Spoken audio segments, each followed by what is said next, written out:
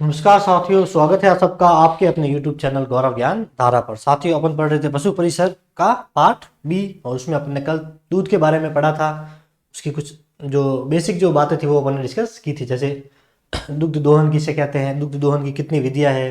तीनों विधि पढ़ी थी अपन ने।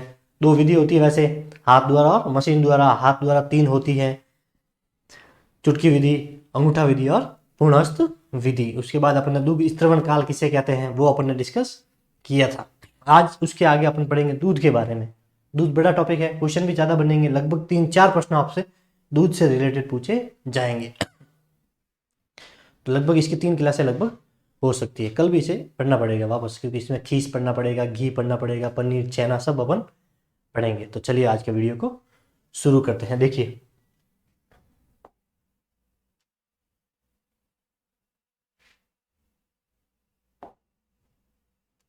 दुग्ध व दुग्ध प्रबंधन, प्रबंधन के अंदर सारा आ जाएगा, ठीक है। दूध से रिलेटेड सब कुछ घी है, उसका वसा परीक्षण है, ठीक है। प्रोटीन की मात्रा कितनी होती है गाय के दूध में, इसका जो संगठन होता है कितना किसमें होता है, गाय, भैंस, भेड़, बकरी।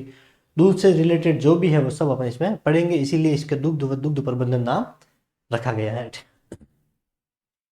ठीक है। पहले देखिए दूध का संगठन। तो दूध का जो संगठन है वो आपको याद करना पड़ेगा।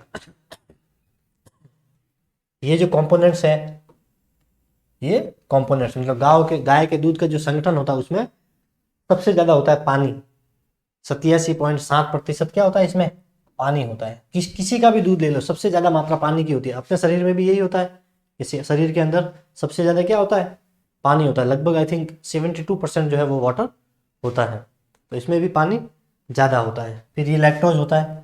लैक्टोज को आपको पता ही है, ये वो चीज होती है जिसकी वजह से दूध कैसा होता है, मीठा। तो लैक्टोज की वजह से दूध होता है मीठा। क्या होता है, मीठा। ये है फैट, वसा जिसे अपन बोलते हैं। दूध में सर्वाधिक घटने व बढ़ने वाला पदार्थ कौन सा होता है, तो दूध होता है। सबसे ज्यादा सबसे ज्यादा घटने बढ़ने वाला, घटने बढ़ने वाला, सबसे ज्यादा घटने बढ़ने वाला पदार्थ पूछे तो आपको फैट ये होती है। देखिए 4.9 लैक्टोज होता है, 3.4% गाय के दूध में वसा होती है। तो गाय के दूध में वसा कितनी होती है, 3.4। आपको इस प्रकार पूछ ले कि दूध के अंदर न्यूनतम कितनी वसा होनी चाहिए, तो किसी की भी पशु का दूध ऐसे क्वेश्चन आ जाए कि दूध के अंदर कम से कम, सबसे कम मात्रा में जो वसा है वो कितनी होनी चाहिए, तो याद रखना 3.25% वसा होनी जरूरी है। 3.25% वसा होनी जरूरी। इससे अगर कम वसा है तो वो दूध किसी भी काम का नहीं रहता है। मिनिमम जो वसा है, कम से कम है, वो इतनी होनी जरूरी है। 3.25 है, इससे याद रखना कि 4.25 ये बकरी के दूध में होती है वसा। बकरी के दूध में वसा होती है 4.25 और गाय के दूध में होती है एवरेज 3.4% फैट होती है। तो गाय के दूध में कम होती है, बकरी के दूध में ज्यादा होती है। भैंस के दूध का भी पूछ ले तो भैंस के दूध में वसा होती है 3.38%। कितनी होती है, 3.38%। यही प्रश्न आपको सुपरवाइजर में पूछा गया था कि निम्न में से सर्वाधिक वसा किसके दूध में होती है। ऑप्शन में था बकरी, गाय, भैंस। जो सही आंसर था इसके साथ में दिया हुआ था ऊंट, तो ये ध्यान रखना, भैंस वहां पर आंसर सही था। लेकिन भेड़ के दूध में जो वसा है वो इससे भी ज्यादा होती है। किससे, इससे भी ज्यादा। वहां पे होती है लगभग 7.9% होती है। कितनी होती है, 7.9% वसा होती है भेड़ में। ये सर्वाधिक होती है। अगर वहां पे ऑप्शन भेड़ होता तो आंसर फिर भेड़ वहां पर सही हो जाता। और प्रोटीन की जो मात्रा होती है वो 3.3% होती है और 0.7% यहाँ पर मिनरल्स होता है। क्या होता है, मिनरल्स,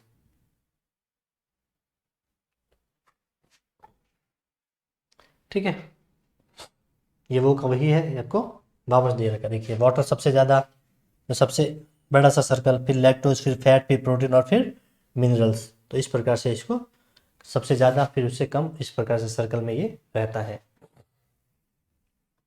ये कुछ बेसिक बातें थी, इसे हटा दें। ये आपको याद करना पड़ेगा। वैसे इसके बाद वापस एक सारणी आएगी, उसमें अपन ने दे रखा है गाय के दूध में कितनी होती है, भैंस के दूध में कितनी होती है, भेड़, बकरी सब दे रखा है, ठीक है। वहां पे अपन इसको देखेंगे।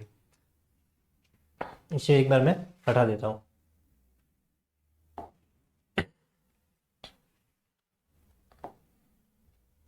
देखिए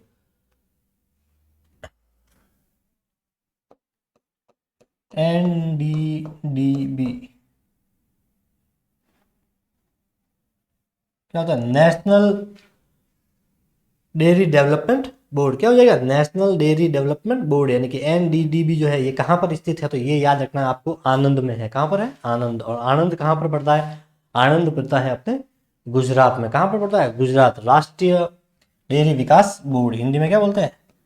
राष्ट्रीय डेयरी, राष्ट्रीय डेयरी विकास, राष्ट्रीय डेयरी विकास बोर्ड। तो राष्ट्रीय डेयरी विकास बोर्ड आपको पूछे ये कहाँ पर है? तो राष्ट्रीय डेयरी विकास बोर्ड जो है ये स्थित है अपना आनंद। कहाँ पर है? आनंद। आनंद गुजरात के अंदर, आनंद गुजरात में ये स्थित है।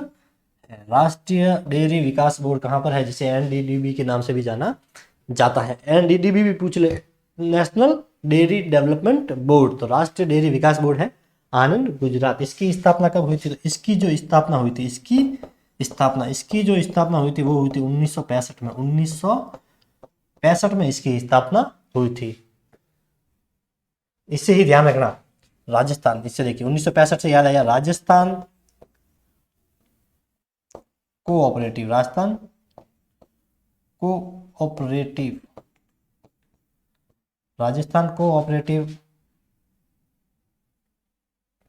राजस्थान कोऑपरेटिव डेयरी फेडरेशन,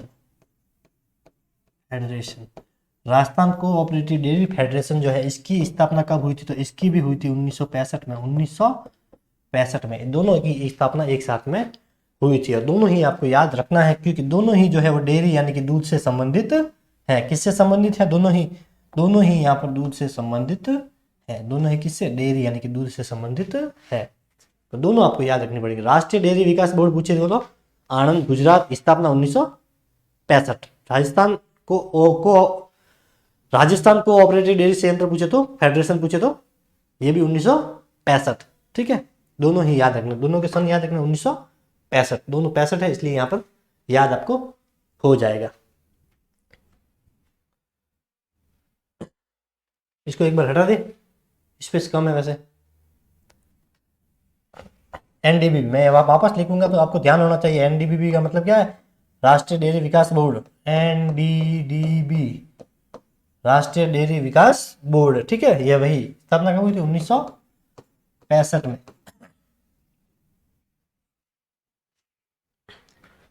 ये इसने जो है सबसे बड़ी जो है डेयरी स्थापित की थी, सबसे बड़ी डेयरी, जिसका नाम दिया गया था खाद्य विकास योजना। क्या नाम था? खाद्य विकास योजना नाम से ये शुरू की गई थी, खाद्य विकास योजना। तो खाद्य विकास योजना की थी, ये एक डेयरी परियोजना थी। किसने शुरू की थी? तो NDDB के द्वारा शुरू की गई थी, जो राष्ट्रीय डेयरी विकास बोर्ड जो है उसके द्वारा शुरू की गई थी। सबसे बड़ी डेयरी परियोजना खाद्य विकास परियोजना। खाद्य से याद रखना, ये डेयरी से संबंधित थी। ये जो है 681 जो बड़े बड़े इंडिया के अंदर शहर हैं वहां पे जो यह इसकी ब्रांचें खोली गई थी 681 के अंदर, ध्यान रखना। ठीक है, फिर इसका नाम क्या हुआ? इसका नाम चेंज किया गया। क्या किया? नाम चेंज, मतलब चेंज से मतलब है परिवर्तन। इसका नाम क्या किया? परिवर्तन किया गया। और परिवर्तन करके इसका नाम रखा गया ऑपरेशन फ्लड। क्या रखा गया? Operation flood. क्या नाम रखा गया? ऑपरेशन फ्लड, जिसे अपन बोल सकते हैं, दूसरा नाम क्या है इसका? इसका दूसरा नाम है दुग्ध क्रांति। दुग्ध क्रांति, दूध से संबंधित है इसलिए दुग्ध क्रांति। तो ऑपरेशन फ्लड जो है दुग्ध खाद्य विकास योजना के ही बाद में नाम चेंज किया गया, ऑपरेशन फ्लड दुग्ध क्रांति रखा गया। ऑपरेशन फ्लड कब हुआ था? 1970 में हुआ था। कब हुआ था? 1970 में। दुग्ध क्रांति कब शुरू हुई? 1970 में। दुग्ध क्रांति किसके द्वारा शुरू की गई? उसके जनक पूछे आपको, इसके जनक पूछे तो ध्यान रखना वर्गीस कुरियन। कौन थे? वर्गीस जे कुरियन थे। इसे मिल्क मैन ऑफ इंडिया भी बोलते हैं, इन्हें मिल्क मैन ऑफ इंडिया भी बोलते हैं। मिल्क मैन ऑफ इंडिया भी इन्हें बोलते हैं। क्या बोलते हैं? Milk man of India. तो मिल्क मैन ऑफ इंडिया के नाम से किन्हें जाना जाता है? तो वर्गीस जे कुरियन को, इन्होंने ही ऑपरेशन क्रांति के जो है जनक इन्हें माना जाता है। एक तरह से इनकी शुरुआत इन्होंने की थी। उससे पहले भारत में क्या था, दूध उत्पादन सबसे कम था, बहुत कम था। तो उन्होंने क्या किया, ऑपरेशन फ्लड शुरू किया। इसमें क्या था कि विदेश से जो है इन्होंने बटर ऑयल मंगवाया। क्या मंगवाया, बटर ऑयल, ध्यान रखना, क्या मंगवाया, बटर ऑयल इन्होंने मंगवाया, बटर ऑयल, बटर ऑयल मंगवाया। इसके अलावा जो सेपरेटा जो मिल्क होता है, क्या होता है, सेपरेटा दूध कह सकते हैं आप, सेपरेटा मिल्क, सेपरेटा दूध होता है ऐसा दूध जिसमें से फैट वैट सब निकाल लिया होता है, घी भी जो भी होता है वो बना के, पीछे जो दूध बचता है उसे सेपरेटा मिल्क कहते हैं। ये अपन पढ़ेंगे डिटेल में, ठीक है। तो सेपरेटा दूध होता है, इसको सुखाते हैं, क्या कहते हैं, सुखाते हैं, फिर इससे बनता है पाउडर। क्या बनता है, पाउडर, क्या बनता है, पाउडर। अभी अपन के दूध जो है स्कूलों में भी चल रहा है, पाउडर के रूप में ही दिया जा रहा है। पहले से लेकर 8वीं तक जो विद्यालय है वहां पर पाउडर के रूप में दिया जाता है, सेपरेटा मिल्क से ही बनता है। तो ठीक है, सेपरेटा दूध का पाउडर था और बटर ऑयल, ये दोनों वहां से आते थे। और फिर जो है इनके द्वारा जो है दूध उत्पादन भारत में लगभग दुगुना हो गया, इसीलिए इसे ऑपरेशन फ्लड नाम दिया गया था। तो इन दोनों से वो बनाया गया था, ध्यान रखना, ठीक है। ये भी ऑपरेशन फ्लड गुजरात, और इसी की वजह से अमूल डेयरी की भी स्थापना वहां पर हुई। अमूल डेयरी ये भी कहां पर है, ये भी आनंद गुजरात के अंदर भी है, आनंद गुजरात। अमूल डेयरी कहां पर है, आनंद गुजरात। तो ये भी दूध से संबंधित है। राजस्थान में सबसे बड़ी डेयरी सरस डेयरी है, कौन सी है, सरस, जयपुर के अंदर। कहां पर है, जयपुर, सरस डेयरी जयपुर। तो ये ऑपरेशन फ्लड से कुछ आपको याद रखना है। ये ऑपरेशन जो फ्लड है, ऑपरेशन फ्लड जो है ये 3 चरणों में चला था। कितने चरणों में चला था, 3 चरणों में ये चला था। पहला चरण 1970 में हुआ था, और फिर दूसरा चरण जो शुरू हुआ था वो 1978 के अंदर शुरू हुआ था। 70 और 1978 में शुरू हुआ था, ये 83 के अंदर जाके समाप्त हो गया था। तो ये भी आपको याद रखना है। इसको हटा दूं मैं,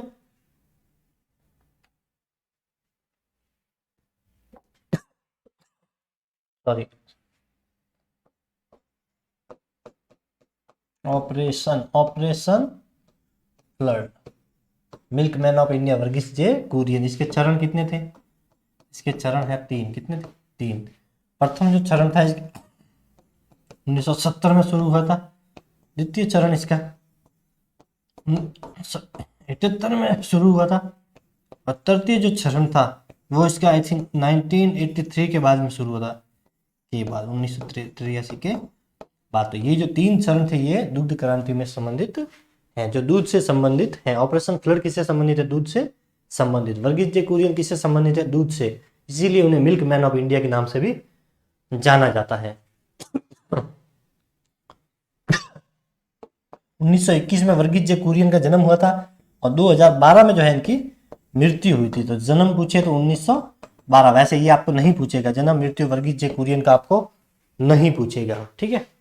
आपको जो याद रखना है वो है operation flood. Varghese J Kurien का पूछेगा तो ये पूछेगा कि ऑपरेशन फ्लड के जनक कौन है, उनकी डीओबी या उनकी डेट ऑफ जो डेथ है वो आपको नहीं पूछेगा।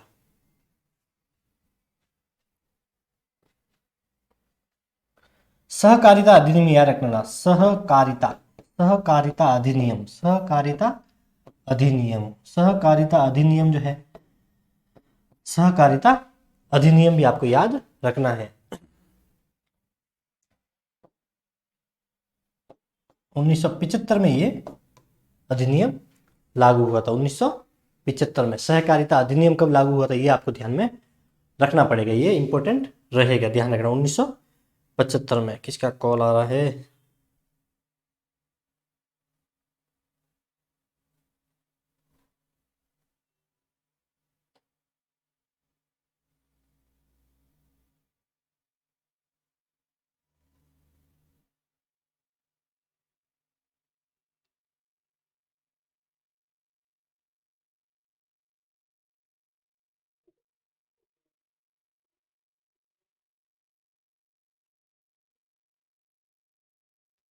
देखिए। तो सहकारिता अधिनियम 1978 में शुरू हुआ था। 75 लिखा था मैंने यहाँ पे, 78, 77 भी मिलता है कहीं कहीं पे। तो 77, 78, 78 में ये शुरू हुआ था, ये आपको ध्यान में रखना है। टेट्रा पैक संयंत्र पूछे, टेट्रा, टेट्रा पैक टेट्रापैक संयंत्र ये दूध से संबंधित है। टेट्रापैक संयंत्र किससे संबंधित है? तो ये दूध से संबंधित है। ये कहाँ पर है? तो टेट्रापैक संयंत्र पूछे आपको तो ये जयपुर के अंदर है। कहाँ पर है? जयपुर में। राजस्थान में टेट्रापैक संयंत्र कहाँ पर स्थित है? तो ये टेट्रापैक संयंत्र जो है ये जयपुर में स्थित है। और मिनरल प्लांट, ये याद रखना, मिनरल प्लांट, मिनरल मतलब साफ, मिनरल वाटर अपन पीते हैं, तो मिनरल प्लांट मतलब जहां पे दूध को जो है मिनरल एकदम साफ किया जाता। तो मिनरल प्लांट पूछे तो ये है 2 है। कितने हैं? 2। मिनरल प्लांट कितने हैं? तो 2 है। कितने हैं? 2। टेट्रापैक संयंत्र पूछे आपको तो जयपुर में। कहां पर है? जयपुर में। ये आपको याद रखना है। हटा दे इसे।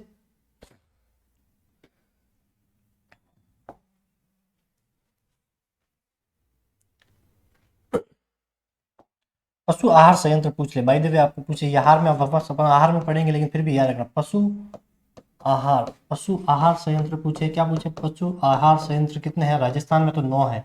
ये राजस्थान की बात है, ठीक है। पशु आहार संयंत्र कितने हैं? तो 9 है। इसका कहाँ पर है? ये है भीलवाड़ा के अंदर। कहाँ पर है? भीलवाड़ा। कहाँ पर है? भीलवाड़ा के अंदर है। एक है इसका अजमेर के अंदर। कहाँ पर है? अजमेर में, अजमेर के अंदर है। और एक है इसका जोधपुर में। कहाँ पर है? जोधपुर के अंदर। कहाँ पर है? जोधपुर के अंदर है। इसके अलावा ये है बीकानेर। कहाँ पर है? बीकानेर। कहाँ पर है? बीकानेर। इसके अलावा ये है उदयपुर। कहाँ पर है? उदयपुर। कहाँ पर है? उदयपुर। एक है इसका काला डेरा। काला डेरा, ये काला डेरा पड़ता है जयपुर में। कहाँ पर है? जयपुर में। एक है हाथलाई, हथलैया, हाथलाई, ये गांव है। ये पड़ता है पाली में। कहाँ पर है? पाली में। 1 2 3 4 5 6 7 7 हो गए। एक पड़ेगा अपना नाथ द्वारा में। कहाँ पर है? नाथ द्वारा। एक है नाथ द्वारा जो पड़ता है राजसमंद में। कहाँ पर है? राजसमंद में। नाथ द्वारा राजसमंद में। एक बच गया, वो है नंदबई। कहाँ पर है? नंदबई के अंदर, जो भरतपुर में, भरतपुर। तो ये 9 जो है ये पशु आहार संयंत्र है। वैसे ही अपन आहार में वापस पढ़ेंगे, लेकिन फिर भी आपको मोटे रूप से इन्हें याद रखना है कि पशु आहार संयंत्र पूछ ले आपको तो कितने हैं? तो 9 है। कितने हैं? 9 है। संख्या जो है ये पूछ सकता है। भीलवाड़ा, अजमेर, जोधपुर, बीकानेर, उदयपुर, काला डेरा जयपुर, हाथलाई पाली, नाथ द्वारा राजसमंद और नंदबई भरतपुर के अंदर जो है ये स्थित है पशु आहार संयंत्र। कितने हैं? तो 9 है। ये भी आपको मोटे रूप से याद रखना है। अब देखिए, अब अपन बढ़ते हैं, दूध के संगठन को पढ़ रहे थे। ये कुछ बेसिक बातें थी जो इंपॉर्टेंट थी, वो बता दी, ठीक है। अब अपन चलते हैं इसके संगठन के ऊपर। तो सबसे ज्यादा हमेशा क्या होता है? दूध, सबसे ज्यादा दूध में होता है पानी, चाहे वो किसी का भी दूध हो, गाय, भैंस, भेड़, बकरी, ठीक है। क्या होता है? पानी। वैसे पानी की मात्रा कभी नहीं पूछेगा भी नहीं। अगर दूध में से, अगर इनमें से कोई आपको क्वेश्चन पूछा, इस इंडेक्स में से या इस सारणी में से, तो ध्यान रखना वो पूछेगा या तो वसा, सबसे इंपॉर्टेंट है वसा, कि किसके दूध में कितनी वसा होती है, या 4 ऑप्शन में दे देंगे, इनमें से सबसे ज्यादा वसा किसमें होती है, सबसे कम किसमें होती है, या एग्जैक्ट रेशियो दे देगा कि ये वसा जो है वो किस किस पशु के दूध में पाई जाती है। सबसे ज्यादा आपको याद रखना है वसा, फैट, वसा याद रखना है। याद रखना वसा। कैसिन भी याद रखने की जरूरत नहीं है। प्रोटीन आपको याद रख सकते हैं, प्रोटीन की मात्रा आपको पूछ सकता है, प्रोटीन की मात्रा। और लैक्टोज कभी कभी पूछ लेता है, लैक्टोज कभी कभी आपको पूछ सकता है, लेकिन आपको जो याद रखने हैं वो प्रोटीन और वसा, ये तो आपको याद करने ही पड़ेंगे। ये विटामिन है कुछ, ये क्या है? विटामिन, मिनरल्स बोल सकते हैं, ये मिनरल्स है, ठीक है। तो देखिए, ये जो है ये जेनेस एंड शेलॉन 1970 जो है, जब 1970 में क्या होता है? ऑपरेशन फ्लड, दुग्ध क्रांति।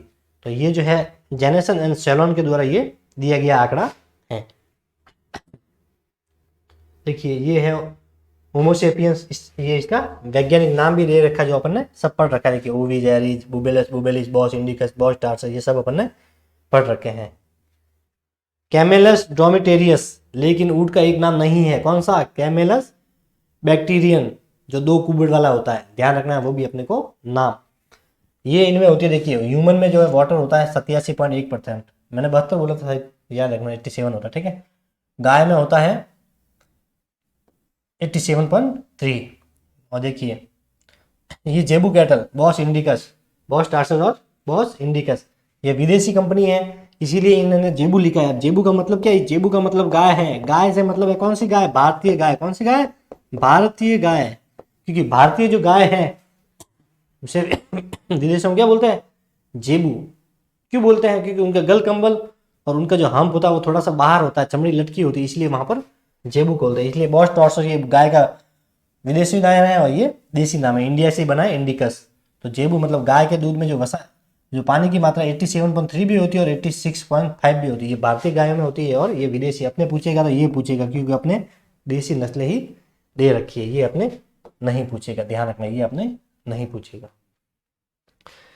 ये भैंस के दूध में होती है। देखिए तो सबसे ज्यादा वसा पानी किसमें होता है? तो मनुष्य के सबसे ज्यादा जो दूध होता है, क्या है? दूध, उसमें पानी की जो मात्रा होती है वो सबसे ज्यादा होती है होमोसेपियंस में। ठीक है, फिर देखिए बॉस टार्सस। ये देखिए जो गाय का जो दूध होता है जो विदेशी होता है उसमें होती है 87.3। भारतीय गाय में दूध की मात्रा, दूध के अंदर जो पानी होता है वो 86.5% होता है। भैंस के दूध में पानी की मात्रा 82.8% रहती है। उसके बाद किप्रा बकरी के अंदर रहती है ये 86.7%। देखिए यहाँ पे गाय और ये जो बकरी है दोनों के सेम है, सिर्फ पॉइंटों में डिफरेंट है। भेड़ के दूध में पानी की मात्रा 82%।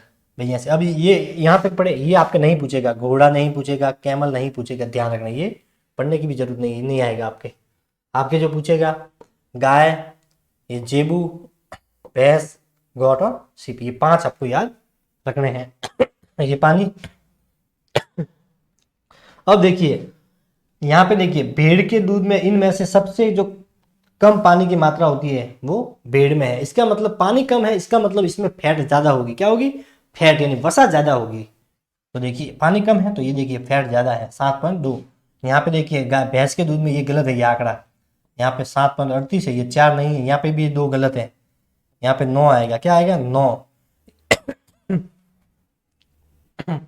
ये जैनसन एंड सलोन का है, इसमें ये कुछ मिस्टेक है, ध्यान रखना है। अपनी बुक जो है, अगर हमारी अपनी बुक पढ़ी होगी वो बिल्कुल ऑथेंटिक है, उसमें जो आंकड़े हैं वो बिल्कुल ऑथेंटिक है। वो एनसीईआरटी की जो बुक है पशुपालन की, उस बुक से लिए गए हैं, तो वो जो है बिल्कुल ऑथेंटिक है, मैंने उसको देख रखा है। और ये मैंने जो यहाँ पे 9 किया ये भी मैंने आरबीएससी की बुक से ही मैंने पढ़ा है। 7.9 आएगा, ये ध्यान रखना। यहाँ पे 7.38 रहेगा, ये आपको ध्यान रखना है। आपको जो याद करना है इसमें से, हो सकता है इसमें और कोई मिस्टेक हो, लेकिन अपनी जो बुक वाली सारणी है वो बिल्कुल परफेक्ट है, मैंने उसको देखा था। ये 2 तो यहाँ पर मिस्टेक है, ठीक है।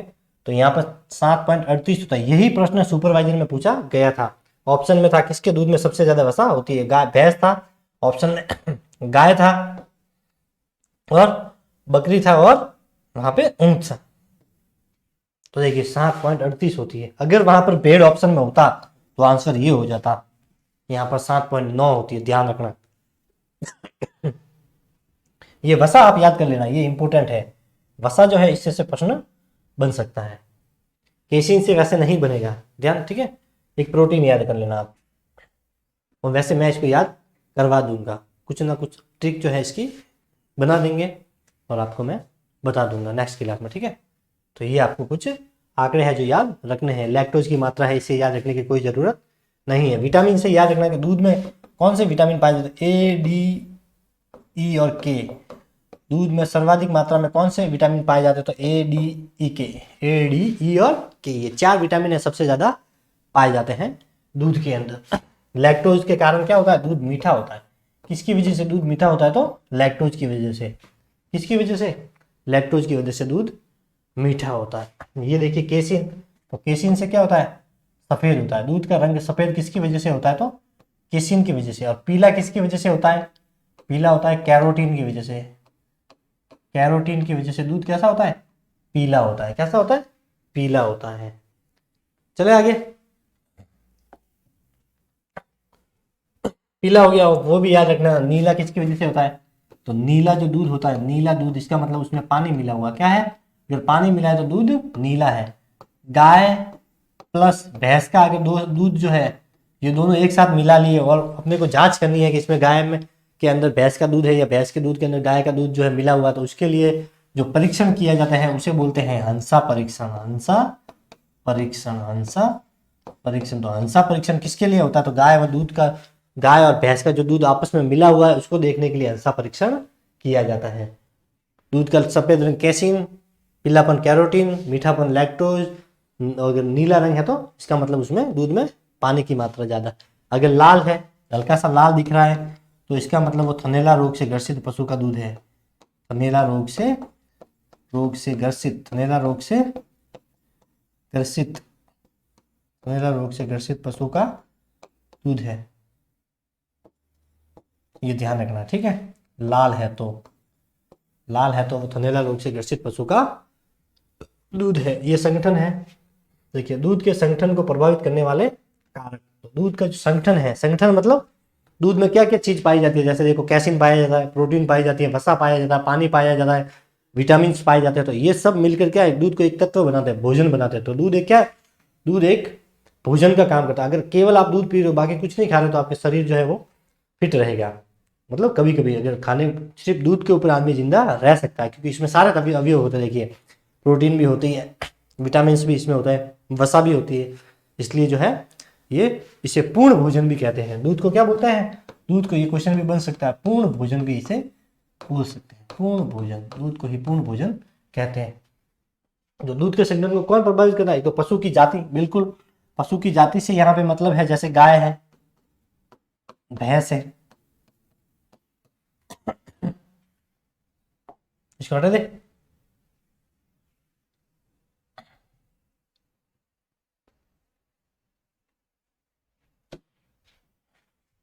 गाय, भैंस, भेड़ और बकरी, ये इनकी जाति। मतलब सबका अपन दूध देखेंगे ना, तो सब में ही जो है संगठन अलग अलग है।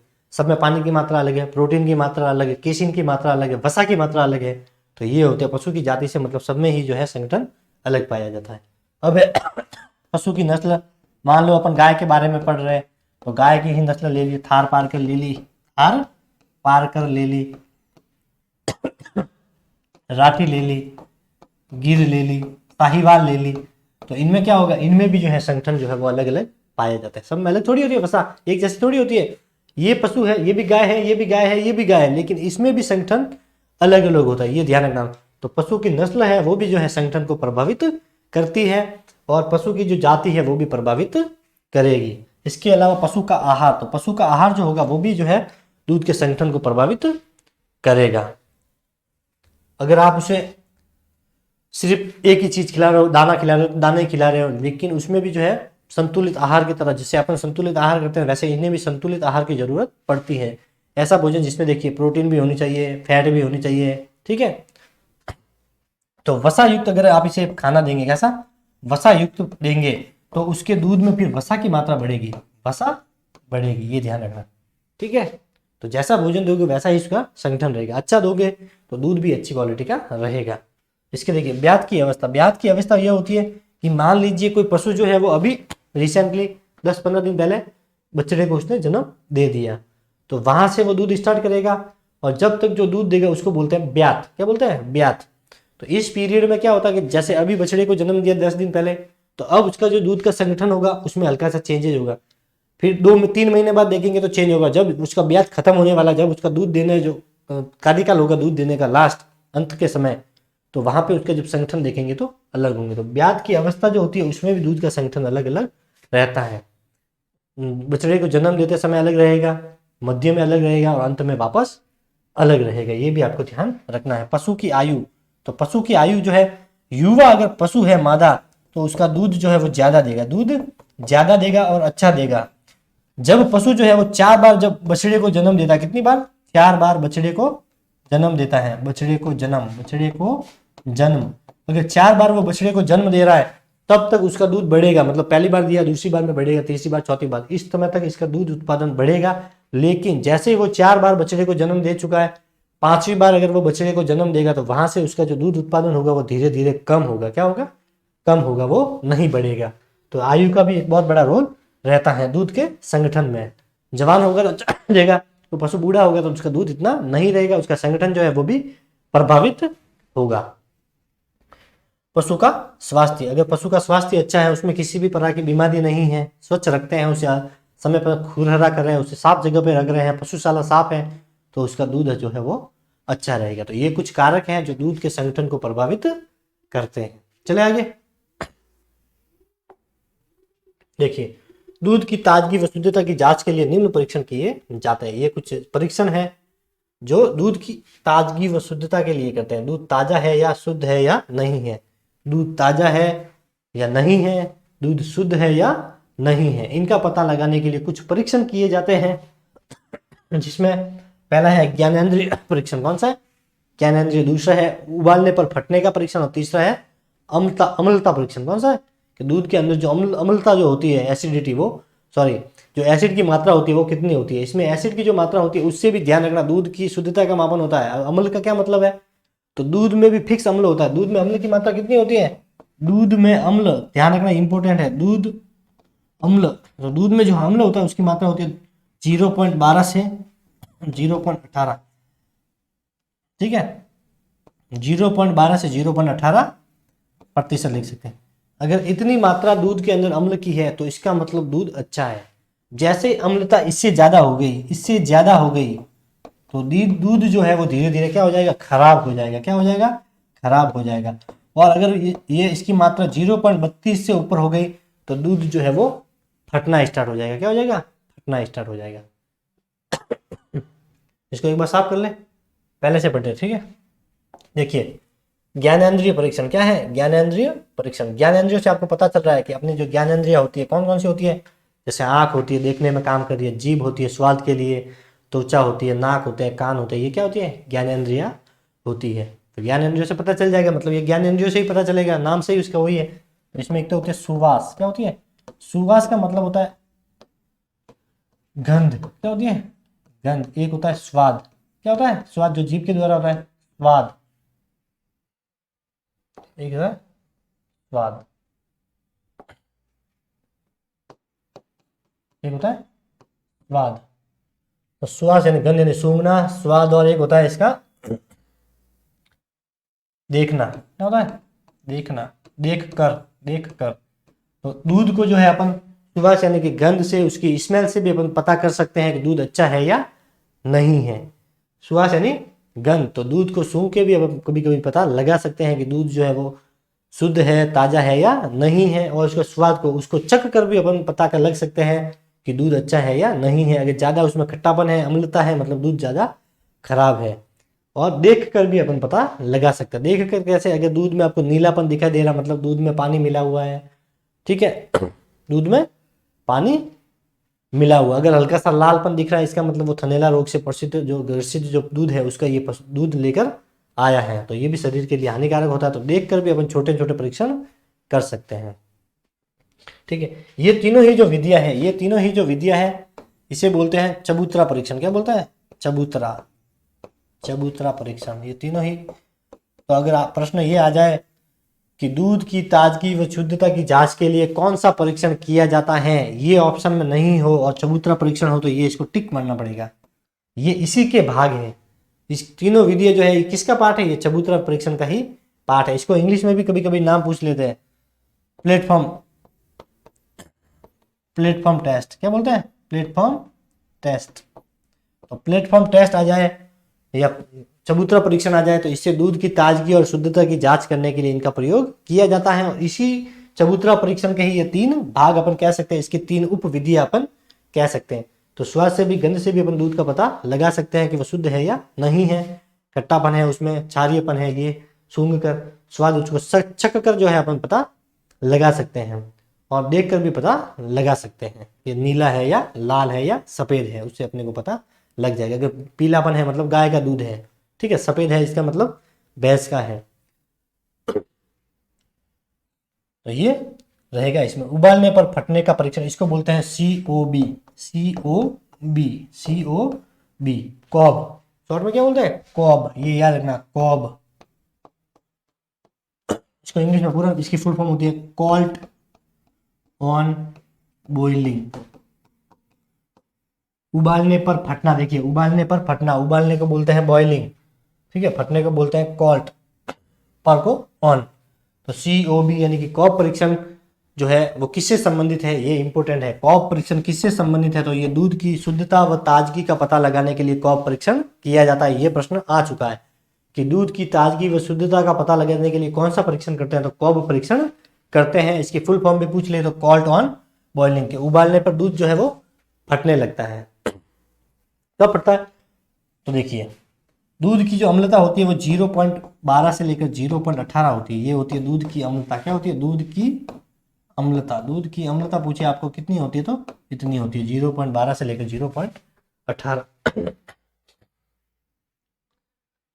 ये आपको याद रखना है। दूध की अम्लता कभी कभी ये पूछ लेता है, दूध की अम्लता कितनी होती है। जो शुद्ध दूध होता है उसकी अम्लता इतनी होती है 0.12 से 18% उसमें अम्लता रहेगी।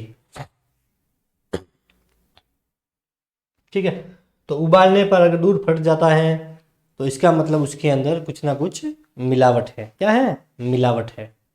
तो कोब परीक्षण जो है वो किससे संबंधित है, तो कोब परीक्षण संबंधित है दूध जो है वो ताज़ा है या नहीं है इसका पता लगाने के लिए अपन कोल्ट ऑन बॉइलिंग है जिसे बोलते हैं कॉब परीक्षण जो है वो किया जाता है। कॉब परीक्षण इंपॉर्टेंट रहेगा, इंपॉर्टेंट यही रहेगा इस तीनों में से सबसे। ठीक है, फिर है अम्लता परीक्षण। तो ये दूध में अम्लता का पता लगाने के लिए किया जाता है। अम्लता कितनी होनी चाहिए दूध में, तो ये देख लीजिए कि इतनी अम्लता जो है वो दूध में होनी चाहिए। दूध कब खराब हो जाएगा, अगर दूध की अम्लता 0.32% से ज़्यादा है, इतनी या इससे ज़्यादा। ठीक है, 0.32 या इससे ज़्यादा होने पर दूध खराब हो जाएगा। तो इसका मतलब इससे ज़्यादा अम्लता होते ही दूध जो है वो किसी काम का नहीं रहेगा, ध्यान रखना। ठीक है,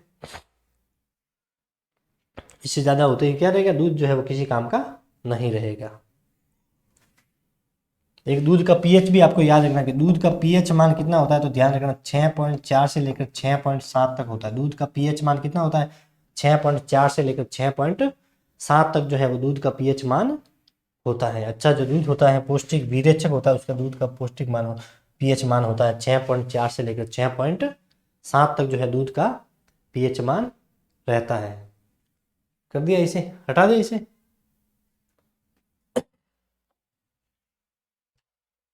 देखिए कुछ बातें हैं जो बता देते हैं यहाँ पर कि दूध दूध की जो चालकता होती है, क्या है,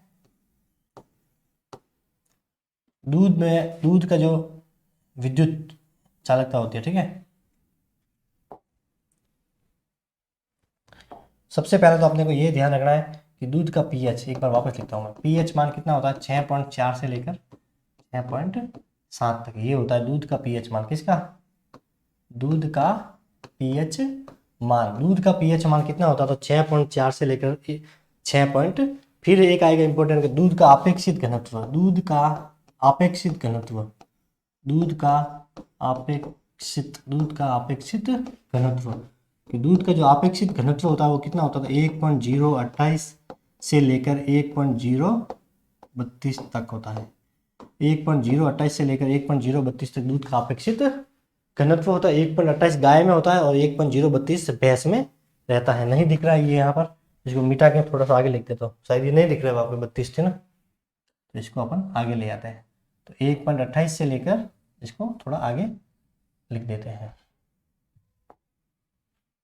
0.28 से लेकर के कितना होगा, 1.32, 1.028 से लेकर 1.032 दूध का अपेक्षित घनत्व होता है। ठीक है, अपेक्षित घनत्व किससे मापते हैं, ये लैक्टोमीटर से मापते हैं। किससे मापते हैं, लैक्टोमीटर। किससे मापते हैं, लैक्टोमीटर से जो है दूध का अपेक्षित घनत्व मापते हैं। ठीक है, दूध का वसा परीक्षण किससे मापते हैं, गर्बर विधि से, वो अपन कल डिटेल में पढ़ेंगे। दूध का अपेक्षित घनत्व कभी कभी पूछ लेता है, तो कितना होता है 1.028 से लेकर 1.032। गाय में पूछे एग्जैक्ट तो 1.028 और भैंस का पूछे तो 1.032 जो है वो दूध का अपेक्षित घनत्व होता है। एक मिनट, हेलो, हाँ क्लास में हूँ। हम्म, क्लास में हूँ। हम्म,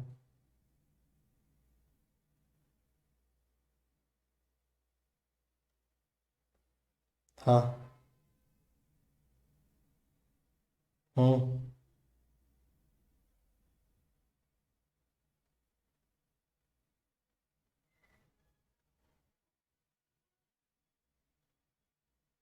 हम्म। हाँ हाँ।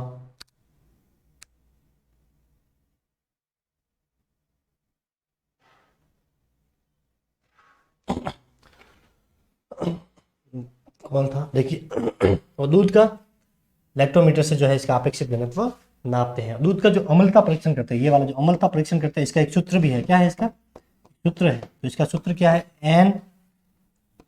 N9 NaOH। NaOH से मतलब है यहाँ पर सोडियम हाइड्रोक्साइड। क्या है? Sodium hydro oxide. इसको हटा देते हैं। ठीक है, NaOH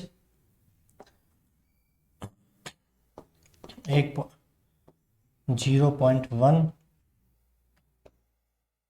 बट्टा 10 ml। क्या है? 10 ml गुणा 100।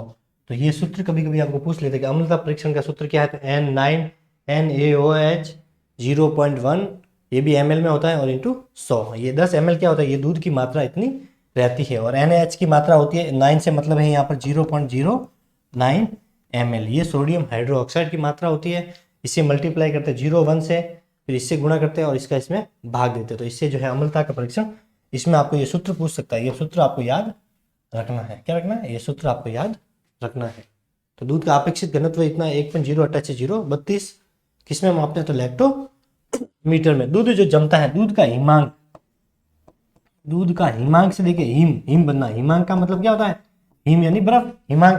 तो ये होता है माइनस 0.52, -0.52 से -0.56, -0.56। तो दूध का हिमांक यानी कि दूध जो है वो कम जमता है, तो -0.52 से -0.56 पे वो जमने लगता है। तो दूध के जमता इतने, तो उबलता कब है? तो दूध का उबाल बिंदु, दूध का उबाल बिंदु, दूध का उबाल बिंदु, दूध का जो उबाल बिंदु है, उबाल बिंदु है 101 डिग्री। क्या है? 101 डिग्री यहाँ पर लिख दीजिए। क्या है? 101 डिग्री पे दूध जो है वो उबलने लगता है। उबाल बिंदु पूछे तो 101 डिग्री, हिमांक बिंदु पूछे तो 0.52 से 0 पॉइंट। विद्युत चालकता भी कभी कभी पूछ लेते हैं। क्या पूछ सकते हैं? विद्युत चालकता, चालकता। तो इसकी दूध की जो विद्युत जो चालकता होती है वो इसकी होती है, दूध की विद्युत चालकता होती है 0.005 महोज में होती है। ठीक है, महोज। ठीक है, ये याद रखना। 0.005 क्या होती है? विद्युत चालकता होती है। ठीक है, क्या होती है? और इसकी वर्तनाक भी होता है 1.344 से लेकर 1.38 तक। ये इसका क्या होता है? विवर्तनाक, विवर्तनाक। दूध का विवर्तनाक पूछे आपको कि दूध का विवर्तनाक कितना होता, तो 1.344 से 1.348 विवर्तनाक। ठीक है, दूध का हिमांक पूछे यानी कि दूध जो है वो कब ठंडा होता है, कितने डिग्री पे ठंडा करना पड़ता है, तो उसे -52 से लेकर -56 डिग्री तक ठंडा होता है। कब उबाल बिंदु कब उबलता है? तो 101 डिग्री पे दूध जो है वो उबाल मारता है। अपेक्षित घनत्व इसका हो गया। विद्युत चालकता, दूध में विद्युत चालकता कितनी होती है? तो 0.05 होती है। ठीक है, ये 5 है महोज, ये उसकी होती है। ये सूत्र आपको याद रखना है। होप का पूरा नाम आपको याद रखना है। इसके अलावा कुछ है, जैसे वसा परीक्षण क्या होता है, हटा दे इसे। वसा परीक्षण क्या होता है वो अपन डिटेल में पढ़ेंगे कल। तो कल अपन पढ़ेंगे वसा परीक्षण जिसमें गर्बर विधि है। ये लैक्टोमीटर जो पढ़ा था इसका वापस अपन डिटेल में पढ़ेंगे। इसके अलावा खीस क्या करता है? ठीक है, खीस जो होता है ना वो विरेचक होता है। जब बछड़ा जन्म देता है ना, 3 दिन बाद जो है दूध निकलता है, उससे 3 दिन तक जो मिलता है उसमें खीस की मात्रा होती है।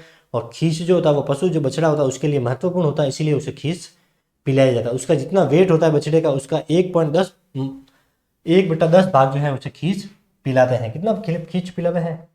तो बछड़े का जितना भी वेट होगा, ठीक है, मान लीजिए बछड़े का वेट 10 किलो है, तो उसका 1/10 भाग जो है खीस उसे पिलाना चाहिए। विरेचक होता है, इसकी मात्रा पीली होती है बहुत ज़्यादा, ये पौष्टिक रहता है। ये सब हम घी भी पढ़ेंगे। ठीक है, thank you, have a good day.